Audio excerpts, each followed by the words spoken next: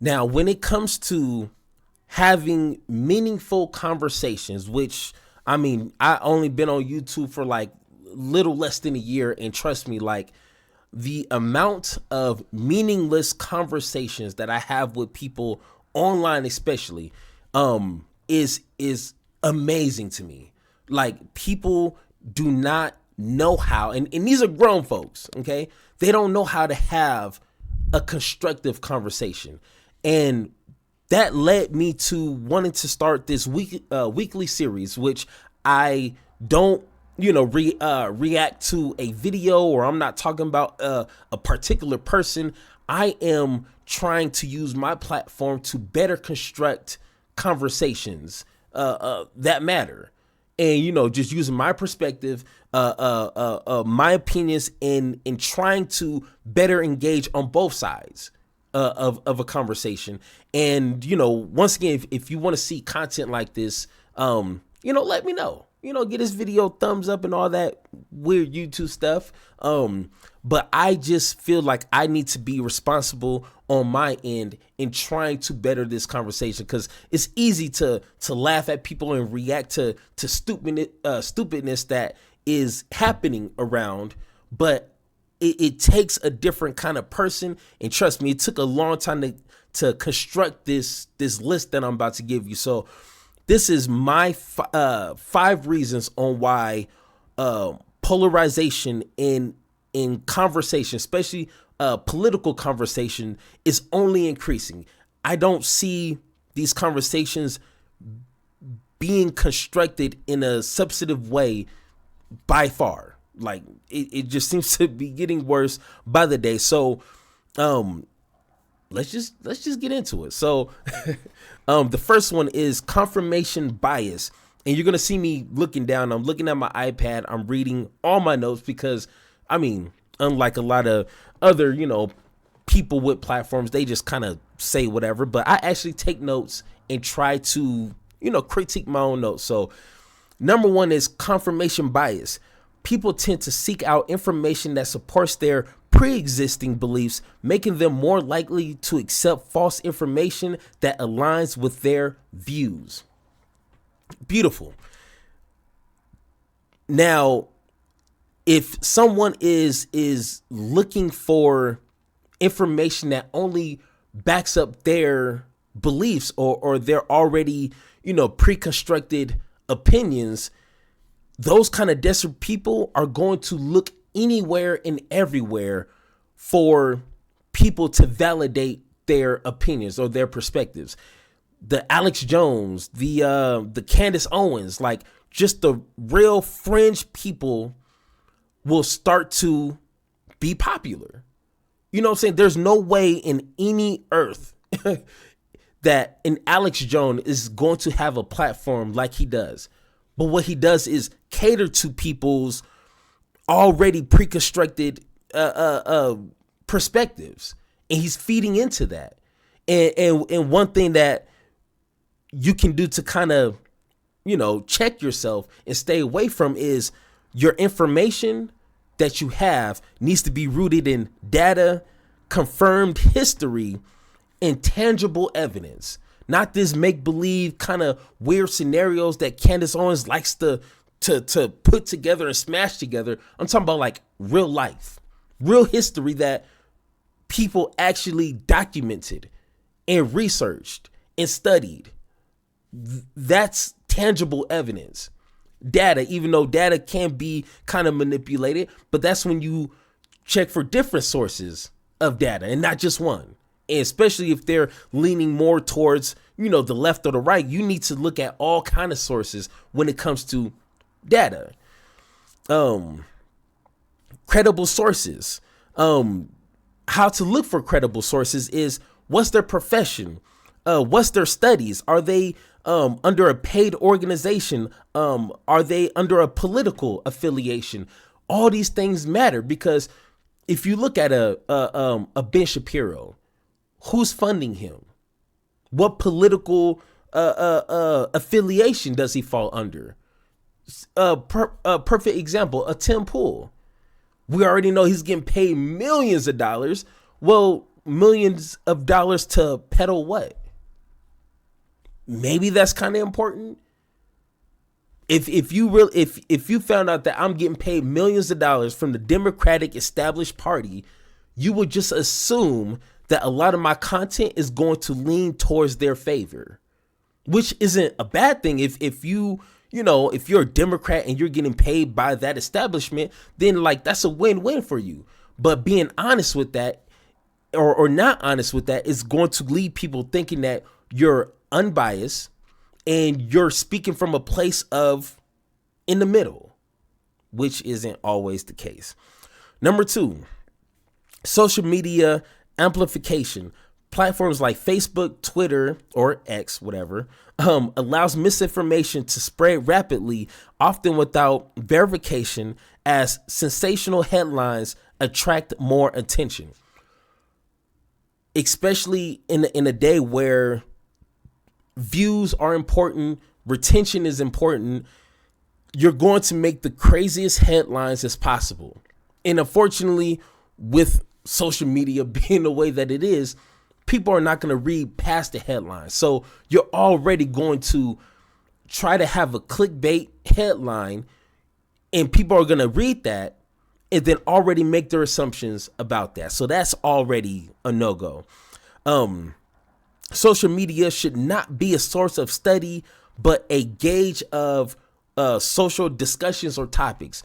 And trust me, I run into people like this all the time. They will tell me, oh, I found on Twitter, or oh, I found on TikTok, or I found on what book did you read to get the information that you're trying to give me? What articles did you read? What is your sources that you're on TikTok? Man, don't waste my time. Actually, don't waste my time, or don't waste other people's time if all you're doing is surfing through TikTok and that's how you're getting your information. Read some books. You know what I'm saying? You can get a lot more information from books, from credible people, compared to 10, 15, 20, 30, 40, 50 videos, 30-second videos from TikTok. I mean, it is kind of weird that I'm having this conversation with grown folks, but unfortunately, that's the world we're living in. And another issue with social media is that there's actual professors,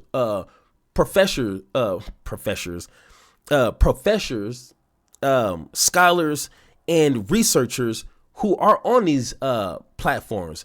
But the issue is they get drowned out by trolls, by disingenuous,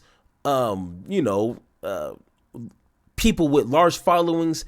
They get drowned out because, once again, it is not sexy, it is not cute, it is not cool to be nerdy, to know the numbers, to know the facts, to read the books. It's not popular to do that. But what is popular is spouting conspiracy theories that have no factual basis, that have no that's not rooted in history. It is more fun to do that, to gossip. But don't listen to the person who's an actual,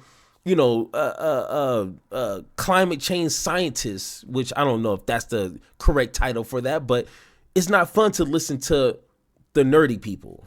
But I mean, that's the reason why we're at where we're at. Number 3 is echo chambers. Online and offline, individuals often engage with like-minded communities where false information is reinforced, creating an environment where misinformation flourishes.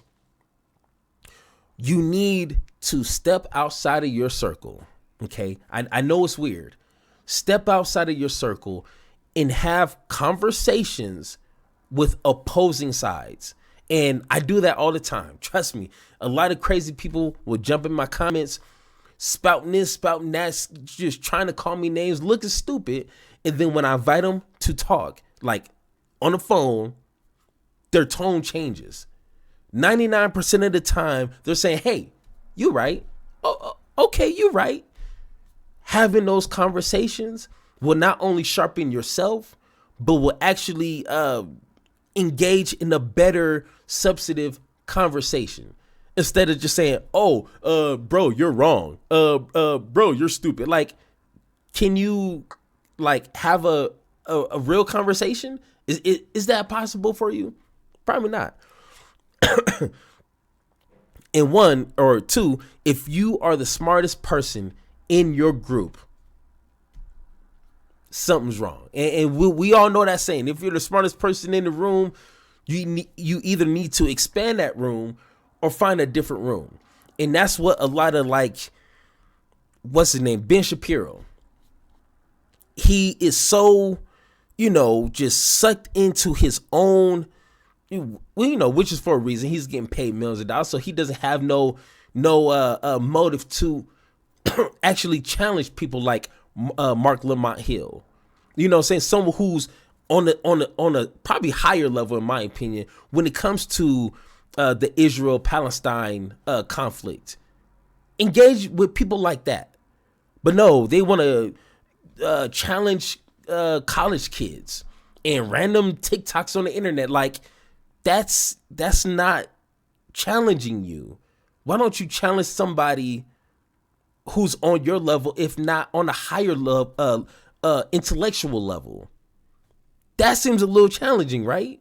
But no, he has no incentives to do that, because that'll probably make him look bad, honestly. Number 4 is lack of media literacy. Many people struggle to distinguish between credible sources and unreliable ones, making them more susceptible to consuming and sharing misinformation.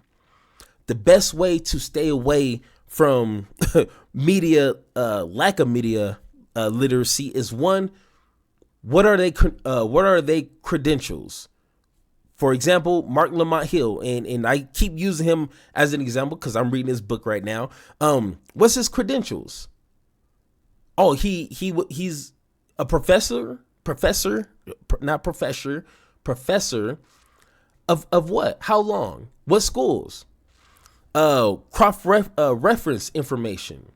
That's important, because if you're just listening to the same 2-3 people, I want other people from different sides to at least be able to cross-reference dates, what happened during these times in history. That's important, and give you a little insight. I listened to Ben Shapiro's like 2-hour video talking about the Israel and Palestine conflict, and Mark Lamont Hill, and the information that they're giving does align with what historians are saying. That's cross information. So I can say, hey, at least Ben is being honest with, X, Y, and Z that happened in, X day. You know what I'm saying? Cross reference is important. Citing your sources. Once again, if I'm going to have a conversation regarding Israel and Palestine, I'm going to cite my sources, not source my sites. Because that's important, because now you're not just talking from your own understanding, because I don't know everything. I never claim to know everything. It is important that people know that you're reading other people's sources. You're learning from other people and not just your own understanding, because that's how you get a Kanye West, who doesn't read books and just base everything off his one narrow-minded perspective and act like he know everything. That's not how adults engage in conversation. Number 5 is political agendas. Now, this is probably the most important, but yet like the most easiest to kind of get sucked into. Political agendas. Politicians and interest groups sometimes spread or tolerate misinformation to manipulate public opinion and gain support for their causes or undermine opponents. Read books, read articles, do your own research. Everybody likes to say this quote, but I don't think they fully understand. Do not be the sheep. Do not do that. Now, if for whatever reason, what you read, what you kind of, gather as information and knowledge, and you find yourself aligning behind a political party, all right, good for you. I got you, which isn't always the case, but I'd rather have a conversation with that person instead of someone who is just mimicking and repeating what other politicians are saying. And 9 times out of 10, that politician has no credible sources, has no deeper understanding of whatever topic they're talking about. It's a really good chance he or she is just saying things just to say it. And now you're repeating those talking points and you sound like an idiot. Like, do your own reading. And then most important, and I highlighted this, challenge your own political party's misinformation. When it comes to Democrats, I'm not a Democrat, but that's, if I got to vote, I'm voting for Kamala Harris. That simple. But challenge health care for all. Why is that not possible? You're telling me it's going to be too expensive, it can't work? That's misinformation. Let's have that conversation. Corporate super PACs. Why are you getting paid X amount of dollars from the oil industry, and all of a sudden now you're drill baby drill? Let's talk about that. Third party interference. The Democrats are amazing at that. Why are they doing that? These are some challenging questions that I would have for the Democrats. And of course, Republicans is like a whole list. But it's okay to challenge your own side, or any side, all sides, every side. But you can't do that if you don't do the basics, and that's just receiving information, retaining information, taking notes. Man, I done took so many notes just because of this YouTube channel. It is crazy to myself, but that's just what I'm built for. You know what I'm saying? So, but once again, like I said, this is something that I want to try on this channel. I want to drop it every Sunday, at least one video once a week, talking about how we can better ourselves as individuals, and individuals who participate in politics, religion, and anything culturally.